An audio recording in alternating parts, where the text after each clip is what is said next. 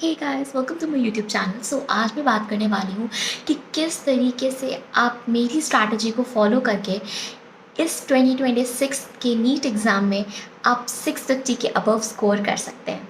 सो बने रहिए मेरे साथ।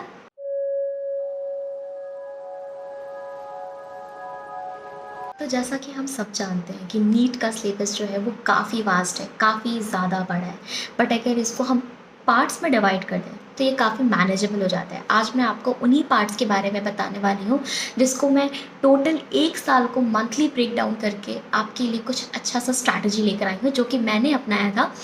और आई होप मैंने अपना करके इसको 632 लाया है। बट अगर आप इसको सही तरीके से अपनाते हैं, क्योंकि मैंने थोड़ा थोड़ा सा लेज़ी कर दिया था, बट अगर आप इसको सही तरीके से अपनाते हैं ना, I am damn sure you will bring 650 above and just follow this. So शुरू करते हैं।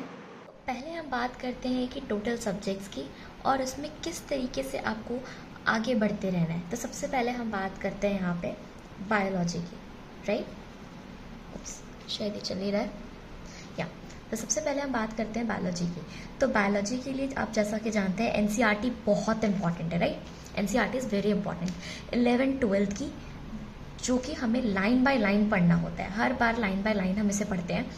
और किस तरीके से आप बायोलॉजी को आप हैंडल करके बहुत अच्छा स्कोर कर सकते हैं। तो सबसे पहले एनसीईआरटी जो कि आपको लाइन बाय लाइन 11th-12th की पढ़नी है। साथ ही साथ हम क्या करेंगे, इसमें एक शॉर्ट नोट्स भी बनाएंगे। हम शॉर्ट नोट्स बनाएंगे प्लस बहुत सारे मॉक देंगे हम, ठीक है। बहुत सारे मॉक देने की ज़रूरत है, उसका एनालिसिस करने की ज़रूरत है। और जो चीज़ हम हर बार भूल जाते हैं, जो चीज़ हम बहुत इंपॉर्टेंट भूलते हैं, वो है उसके बैक साइड क्वेश्चन। आप सोचते होगे कि बैक साइड क्वेश्चन से नहीं आते हैं। किसके बैक साइड क्वेश्चन? एनसीईआरटी के जो पीछे होते हैं ना, जो बायोलॉजी के एनसीईआरटी के जो पीछे होते हैं ना, उसके कुछ, जैसे आपका एक चैप्टर खत्म हुआ उसके बाद कुछ क्वेश्चंस आते हैं जहाँ पे आपको पूरा लॉन्ग आंसर, शॉर्ट आंसर, या फिर मैच द फॉलोइंग, या फिर फिल इन द ब्लैंक्स। अगर आप सेक्सुअल रिप्रोडक्शन वाला चैप्टर खोलो तो वहाँ पे फिल इन द ब्लैंक्स करके है ना। तो उन सारे क्वेश्चंस को सॉल्व करना बहुत ज़रूरी हो जाता है। कभी कभी वहाँ से भी क्वेश्चन बन जाते हैं, राइट। तो वो बैक साइड क्वेश्चंस जो है ना वो सॉल्व करो, ना कि एलए के जो लिस्ट में लिखना होता है ना, वो लिखने वाला पार्ट आपको नहीं करना है।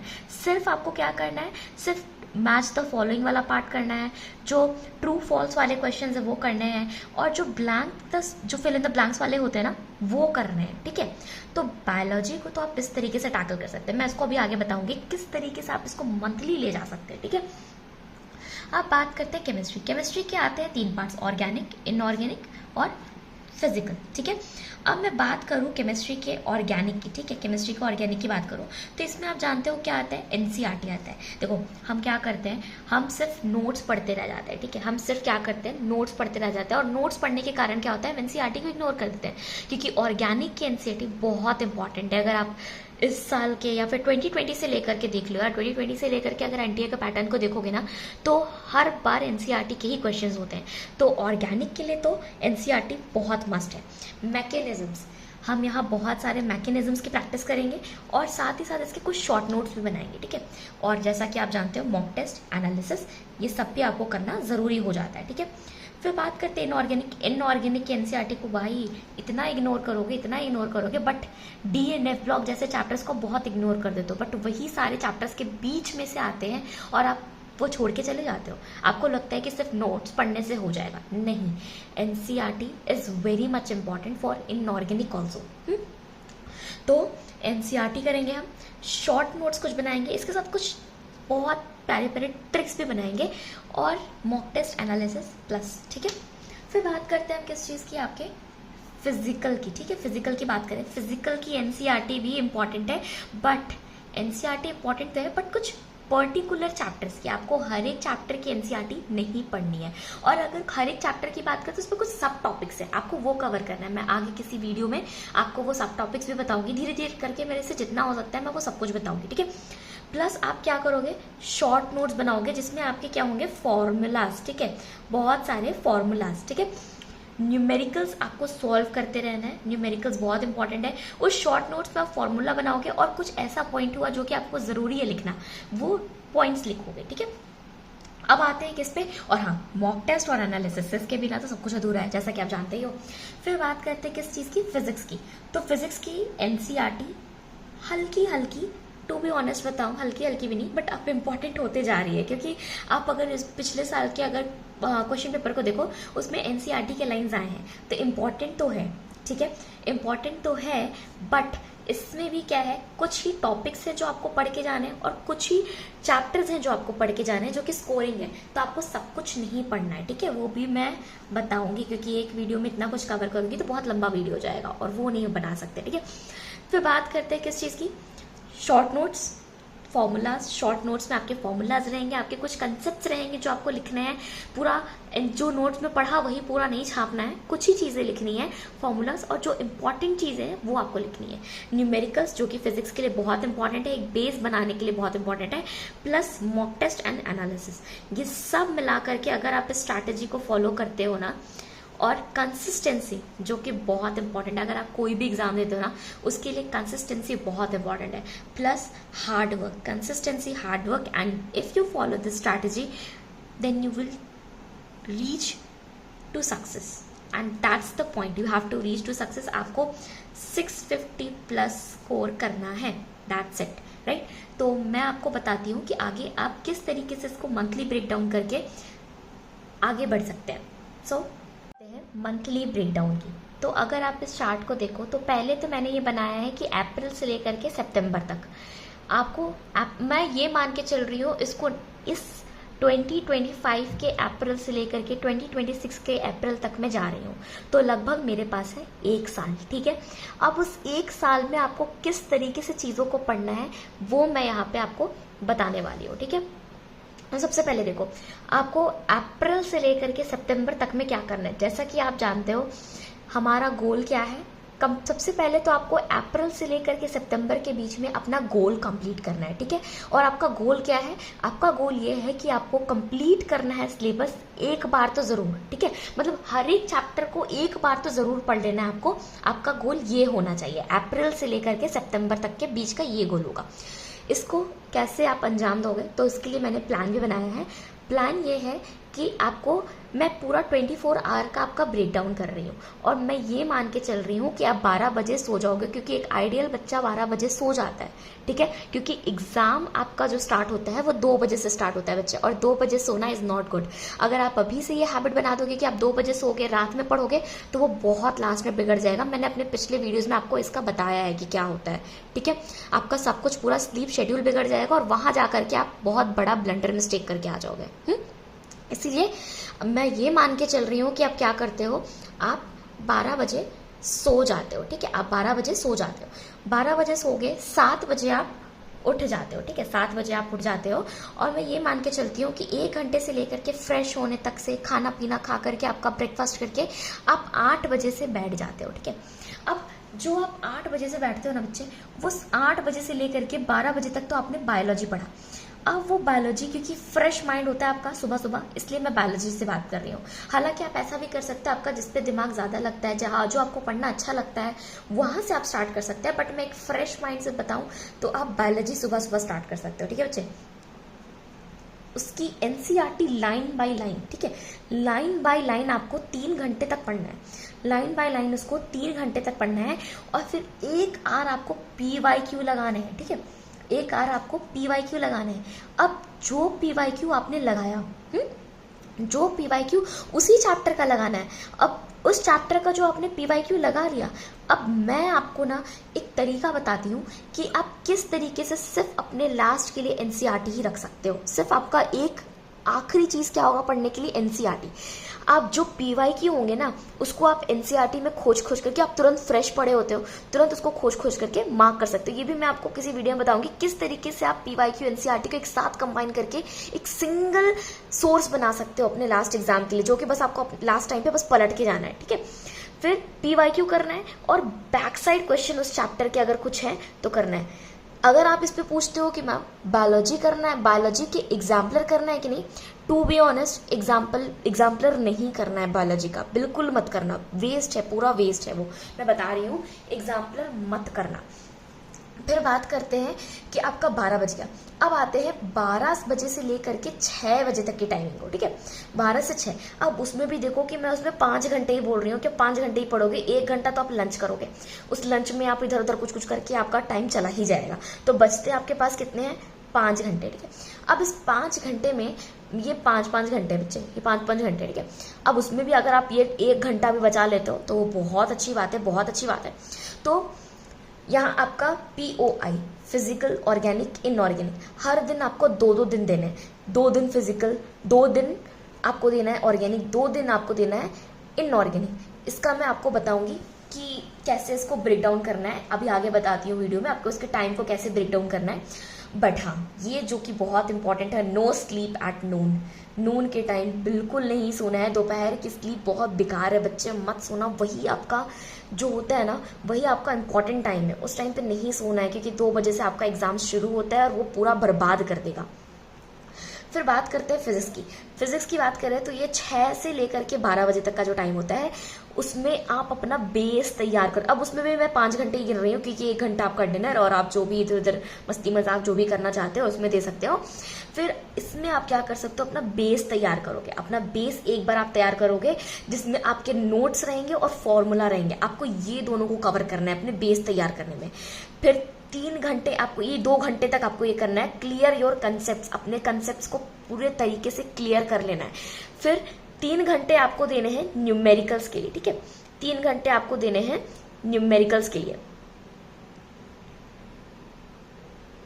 हाँ, अब बात करें किस चीज की, ये जो 3 घंटे है ना न्यूमेरिकल्स के लिए जो आप दे रहे हो, इसमें आपको जहां से 2 घंटे, देखो आपको 2 घंटे क्या करना है, 2 घंटे आपको जहां से क्वेश्चन करना है, आप चाहे मॉड्यूल चाहो तो मॉड्यूल से क्वेश्चन कर सकते हो, या आपको जो भी सोर्स आपको लगता है ना, आप वहां से क्वेश्चन सॉल्व करो 2 घंटे। लेकिन 1 घंटा जो आपके लिए बहुत ही ज्यादा कीमती है, वो आपको PYQ, उसी चैप्टर का जो आपने पढ़ा है, जिसका आपने बेस तैयार किया है, जिसके फॉर्मूलेज आपने रटे हैं, उसका PYQ आपको 1 घंटा बैठ करके करना ही करना है, या फिर उसको इस टाइम में मर्ज कर लो, ठीक है। एक तो ये हो गया आपका अप्रैल से लेकर के सितंबर तक का। मैं बात करती हूँ फिजिकल केमिस्ट्री की, जो मैंने आपको 5 घंटे बोला था। इस 5 घंटे में आपको करना क्या है, 1 घंटे तो आपको पूरे नोट्स में देने हैं, पूरे कंसेप्ट्स को जो आपको पढ़ाया जा रहा है उस कंसेप्ट को पूरा समझना है। कंसेप्ट्स बहुत इंपॉर्टेंट है, बेस बनाना बहुत इंपॉर्टेंट है। फिर 2 घंटे आपको NCERT पढ़नी ही पढ़नी है। कुछ सब टॉपिक्स की वो मैं बता दूंगी किसकी करनी है। देखो मैंने अभी बताया था फिजिक्स में अभी आपको इस टाइम पे NCERT नहीं करना, बट फिजिकल केमिस्ट्री में अभी से आपको NCERT पढ़नी ही पढ़नी है। फिर साथ ही साथ जो बाकी के 2 घंटे बचे उसमें आप PYQ करो, न्यूमेरिकल्स कर लो मॉड्यूल के, चाहे आपको जहां से भी सोर्स हो, एग्जाम्पलर भी करना है, and that is very much important. आपको यहाँ पे एग्जाम्पलर भी करना है फिजिकल केमिस्ट्री का, याद रखना है। इन 2 घंटे में आपको एग्जाम्पलर भी करना है, PYQ भी करना है, न्यूमेरिकल भी करना है। वो किस तरीके से आप बाइफर्केट करोगे वो तो मैं अपना तरीका तो आपको बता ही दूंगी, बाकी आपको जो कन्वीनियंट लगे वो आप वो कर सकते हो। फिर मैं बात करती हूँ ऑर्गेनिक की। ऑर्गेनिक में आपको 1 घंटे अपने नोट्स पढ़ने हैं, पूरे मैकेनिज्म्स को पढ़ना है कि किस तरीके से कौन सा मैकेनिज्म जा रहा है, ठीक है, आपके कोचिंग में जरूर पढ़ाया गया होगा। 2 घंटे आपको NCERT करना ही करना है। NCERT में क्या करना है क्या नहीं करना है वो मैं आपको किसी दूसरे वीडियो में बताऊंगी। फिर 2 घंटे जो होंगे आपके किस चीज के, 2 घंटे जो आपके होंगे वो आपके PYQ के होंगे और मैकेनिज्म के प्रैक्टिस। ये बहुत इंपॉर्टेंट है, मैकेनिज्म ही आते हैं और मैकेनिज्म के ही प्रैक्टिस करने हैं आपको। और कौन से मैकेनिज्म के प्रैक्टिस करने हैं, या तो मैं आपको सजेस्ट करूंगी NCERT, ठीक है, और एग्जाम्पलर, इनके तो करने ही करने हैं, ये बहुत मस्ट है। NCERT के भी कौन से वाले, जो आपके इंटेक्स्ट दिए रहते हैं, इंटेक्स्ट वाले करने हैं, और जो आपके बैक साइड क्वेश्चन दिए होते हैं वो वाले करने हैं। यहाँ कोई बैक साइड नहीं करना है, यहाँ पे ही आपको बैक साइड क्वेश्चन करने हैं, प्लस एग्जाम्पलर भी करना है। मॉड्यूल उतना सजेस्ट नहीं करूंगी क्योंकि मॉड्यूल में बहुत कुछ फालतू भी दिया रहता है बच्चे, बट PYQ करना है, या तो NCERT या तो एग्जाम्पलर, बट मॉड्यूल के लिए इतना सजेस्ट नहीं करूंगी मैं। फिर बात करती हूँ इनऑर्गेनिक की।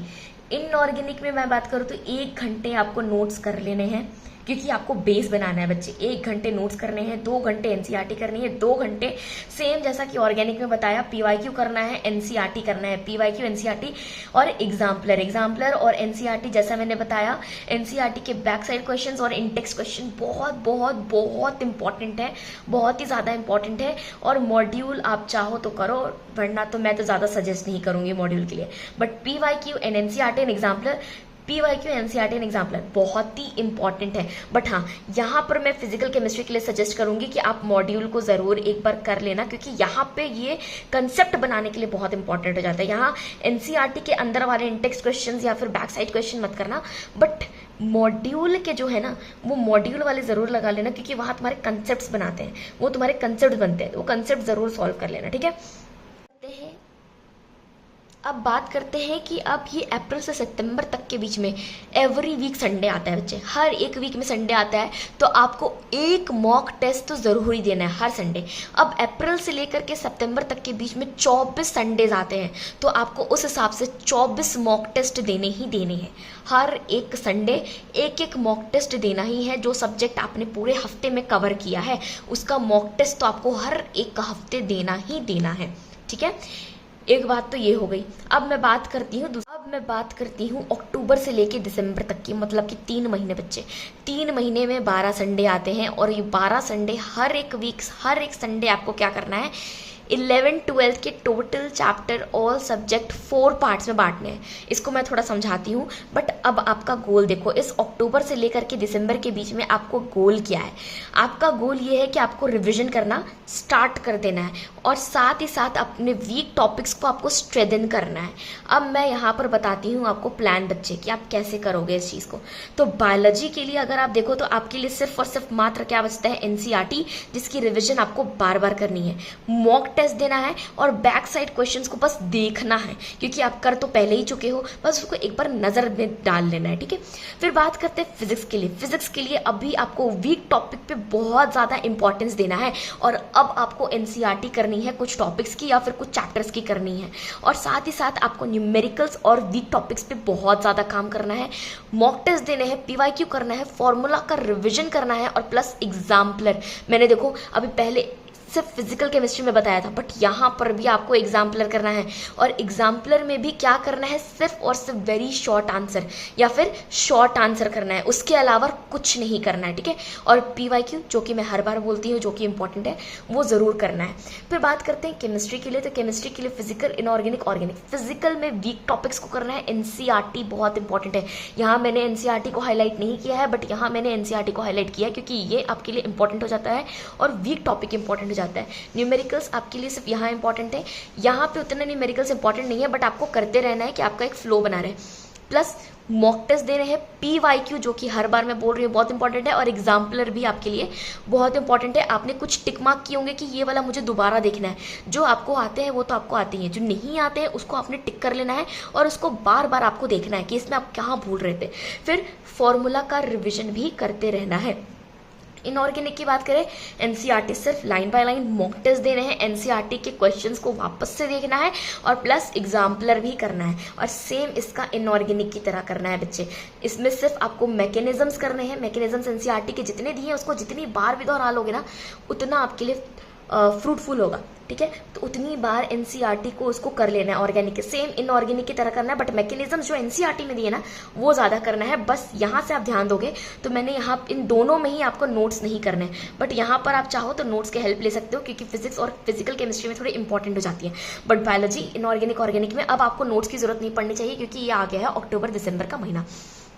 अब मैं बात करती हूँ कि यहाँ आपके आते हैं इन 3 महीने में 12 संडे। हर एक वीक आपको संडे को टेस्ट देना है, और हर एक संडे को, ठीक है, हर एक संडे को ये जितने भी आपके टोटल चैप्टर्स है ना, बायो के, केमिस्ट्री के, फिजिक्स के, उनको 4 पार्ट्स में बांट ले रहे हैं, क्योंकि एक महीने में 4 संडे आते हैं बच्चे। तो हर 4 संडे में आप उनको पार्ट बाय पार्ट क्या करोगे, एग्जाम दोगे, ठीक है, मॉक दोगे हर हफ्ते, ठीक है। और ये मॉक आपको देते रहना है हर संडे, और इसको 4 पार्ट्स में, टोटल चैप्टर्स को आपको क्या करना है, 11-12 के 4 पार्ट्स में बांट करके देना है, ठीक है। अब बात करते हैं जनवरी से लेकर के मार्च तक में। अब ये जो होता है ना, यहाँ आपका गोल क्या होगा कि आप अपने सिली मिस्टेक्स को एकदम मिनिमाइज कर दो। मॉक टेस्ट में दिए गए क्वेश्चन के सिली मिस्टेक्स को कम करना है। अब आपको बायो में क्या करना है, प्लान देखो बच्चे, प्लान क्या है, अभी भी बायो में आपको एनसीईआरटी रिवीजन करना है, मॉक करना है, पीवाईक्यू करना है। फिजिक्स में देखोगे सेम, जैसे कि हाँ फिजिक्स में अभी भी आपको क्या करना है, एनसीईआरटी जो कि आपने सिर्फ मार्क लाइन किया है, जो आपने इंपॉर्टेंट हाईलाइट किया, आपको बस उन सारी चीज़ों को पढ़ना है, प्लस न्यूमेरिकल करना है, पीवाईक्यू, और मॉक देना है, मॉक पीवाईक्यू। न्यूमेरिकल में आपको सिर्फ अब क्या करना है, पीवाईक्यू करना है, और मॉक में तो आप कहते हैं न्यूमेरिकल तो आप देते रहोगे। नोट्स आपको देखने हैं, जो कि आपने शॉर्ट नोट्स बनाए हैं उनको पढ़ना है, और फॉर्मूला का रिवीजन जो कि आखिरी मंथ में बहुत इंपॉर्टेंट होता है, उन सारी चीज़ों को करना है। और एग्जाम्पलर में भी जो सिर्फ आपने मार्क्ड किया है उनको करना है। सेम फिजिकल केमिस्ट्री के लिए भी यही होगा। ऑर्गेनिक के लिए कहें तो ऑर्गेनिक में मैकेनिज्म्स को बहुत बार रिवाइज करना है, पीवाईक्यू करना है, बैक साइड के जो बैक साइड के हैं उनको करना है, इंटेक्स्ट वाले करने हैं, और एग्जाम्पलर करना है बच्चे, ये चीज़ करना है। और सेम इनऑर्गेनिक के लिए बस यहाँ मैकेनिज्म तो नहीं आएगा, but in-text, back side, PYQ और एग्जाम्पलर, ये आपको इनऑर्गेनिक के लिए करना ही करना है। यहाँ देख लो, मैंने कहीं पे भी नोट्स की बात नहीं की है, बस फिजिक्स के लिए और फिजिकल केमिस्ट्री के लिए मैंने नोट्स की बात की, वो भी शॉर्ट नोट्स की बात की है। तो ये सारी चीज़ें आपको करनी है। अब मैं बात करूँ तो ये जनवरी से लेकर के मार्च तक का जो महीना होता है ना बच्चे, इसमें इस वीक में कितने मॉक आपको देने हैं, 36 मॉक्स देने हैं, हर मंडे, वेडनेसडे, फ्राइडे। ऑप्शनल है, संडे को भी दे सकते हो, बट मैं तो कहूँगी चारों के चारों दिन ही दो, मंडे, वेडनेसडे, फ्राइडे, संडे, ये सैटरडे नहीं, संडे।